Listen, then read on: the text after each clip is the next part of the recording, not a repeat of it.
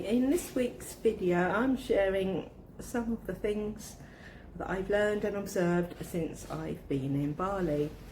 And if this is your first time at my channel, welcome. I'm Helen and I'm starting a new life down under at the age of 61. I sold all my stuff last year to travel full time. I'm mostly based in Australia and I've just come to Bali for a few days to do a visa run. And in a previous video, when I did my last visa run, I went to New Zealand and I shared about how travel had changed me, that I'm not like on holiday now, this is my life. So I've also been working while I've been here as well. I'm marking exams at the moment and I've been here nearly a week. I return to Australia tomorrow night. And Bali was not on my list of places that I, must visit places, because I always thought, oh, it's a bit of a cliche, isn't it? The kind of the spiritual people that go there, and in Australia it's very much their go-to place for holiday, like Costa del Sol for the Brits almost. And I was expecting it just to be full of tourists and very touristy, and I wasn't really sure what to expect, but I was happy to get away from the winter and to come and have some warm weather. And I have to say, it was probably a good thing I didn't have any expectations, because then you can't be disappointed, and I've actually been very pleasantly surprised. I loved it way more than I thought I would. And I travel on a budget.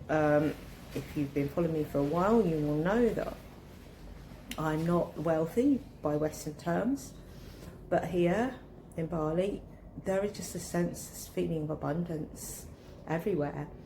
It rained a lot yesterday and you can just see like all the greenery that surrounds. And even when I arrived, and the place where I'm staying wanted to be paid in cash, so I got some cash at the ATM.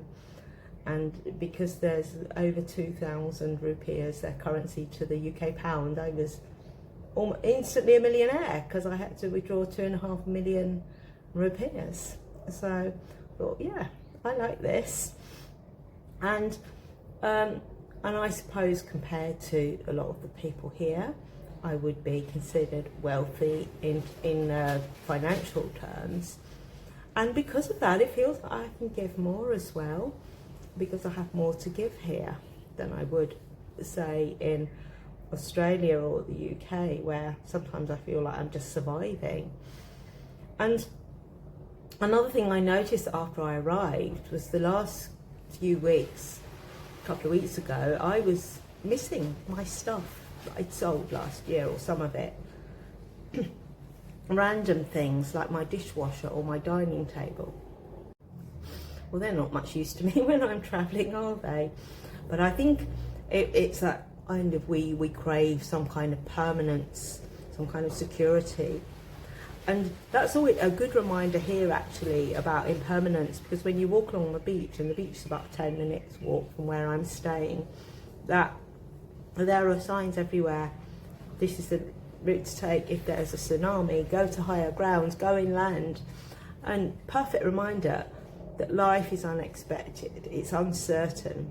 We don't know what's going to happen from one day, 1 minute to the next. And I really feel that since I've been here, time's slowed down, and I've just relaxed into it. I haven't done a lot. I have left my area where I'm staying twice in the last week.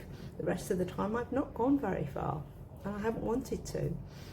And that, I did talk a bit about that in a previous video when I did my last visa run to New Zealand, that now I feel there's no urgency to go and do all the things. Of course, you walk down the road, they see, a white-skinned woman, they probably think, yeah, tourists they've got all these trips and things like that. Well, what I actually did when I went out, I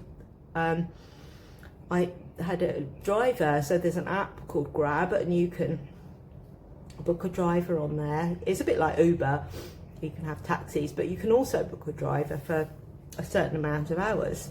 And I've done that on a couple of days where I had a driver for the day and they've taken me around, and it's by our standards, it's very cheap. And that's why I feel I can give more back, because I can afford to give them a decent sized tip, because I'm assuming that what I'm paying on is enough for them to live on. So if I'm able to give them more, then it feels like I'm making a difference. And that gives me a sense of joy as well. But I haven't really seen a lot of poverty. Maybe that's just because I haven't been to those areas. I haven't seen any people sleeping on the streets. I mean, I have seen people, you know, working very hard, making laundries in this heat, you know, and with their little carts where they sell street food. So I'm assuming they don't have a lot of money, but everybody just has this joy about them. I just can't, you'd have to come here to experience it. And where I'm staying, it's costing me the equivalent of £14 a night. So I think I could come and live here.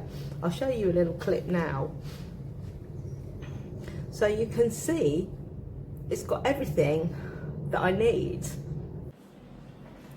So this is the outside of my room, and as you can see, it's at the end, so nobody's walking past. And I have this lovely little terrace outside.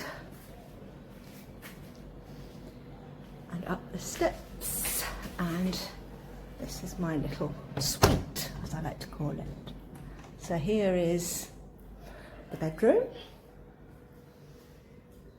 TV, ubiquitous TV, and bedside cabinets, little wardrobe, and through into a kitchenette. It's not that you really need to use it, because takeaway food is actually probably cheaper than making it yourself, but it has the all-important kettle and a fridge. And then through here, a shower room, toilet, and all that for about 14 UK pounds a night. So I think I'm going to come back for longer. And it gets cleaned every day as well. And I think, you know, the more I go through life, it's about simplifying, letting go. I went to a talk the other day because I'd heard about this place called Coach Cafe. It was over in Canggu on the other side of the island, which a friend of me said, don't go and stay there, and I can see why. It was very busy. I think there's a lot of nightlife and stuff, like a lot of young people, backpackers, and also a lot of like people that come and work here. And it was a very young woman giving this talk. What do you want more of? What do you want more of? And then the next day I was just thinking, actually, it's not what I want more of, it's what I want less of. And that's, as I go through life now at my age, I just want less stress, less stuff. I can't have much less than I've got already. But I came here with just a backpack, a few clothes, my laptop so I can work, and that's all I need. And these are simple rooms, and in this lovely terrace I can sit outside. I've got everything I need, and I haven't missed any of my stuff either. So yeah, so they were just some of my thoughts. I'll leave you a few more shots of Bali. I might make a more comprehensive video. I haven't been taking that many pictures because I want to be in the moment. When I was going around with the driver the other day, I noticed at first it was quite stressful. There's a lot of traffic, and I thought, well, there's nothing I can do about this. I just relaxed and just took it all in, just looking at, taking in all the sights. And some of them are not that spectacular. You're just driving through the streets, just seeing people going about their lives. There are scooters everywhere. That's an interesting thing here on Google Maps. They have an option, you know, the usual things: walk, public transport, drive. They also have one for taking a scooter, because obviously it's quicker than if you're driving, because they weave in and out of the traffic. And just that thing about Asia, there's lots of people. I thought Indonesia was the third most populous country in the world, but it's actually the fourth. After the United States is the third. I didn't realise that. I thought there were more people in Indonesia. But there are a lot of people, but everybody just seems to live harmoniously. And I went to do a purification ritual yesterday at a waterfall. It wasn't what I was expecting. I thought I was going to see some waterfalls, which I did, obviously. And it's interesting, they have like the mother, Bali, I suppose that's a traditional Balinese, not necessarily Hindu. They seem to have, they have their own version of Hinduism here. Everywhere else in Indonesia is mainly Muslim, but here it's 80% Hindu. And they have all their little temples and statues everywhere you go. And a lot of these temples are just private ones for families. They're not ones that you can go and visit. And there's ones at almost every other building, and little statues at the entrance to buildings. Like when you come into the place where I'm staying, there's two either side of the gate. And so it's all these little things. There's just something quite magical about it, which I wasn't expecting. I was not expecting this at all, and I've been very pleasantly surprised. So I think that's a good lesson there. Don't go with any expectations, then you're not going to be disappointed. If I'd have come with all these high expectations, I might have been, I don't know. But anyway, I think that's enough for me for now. I'm a bit croaky.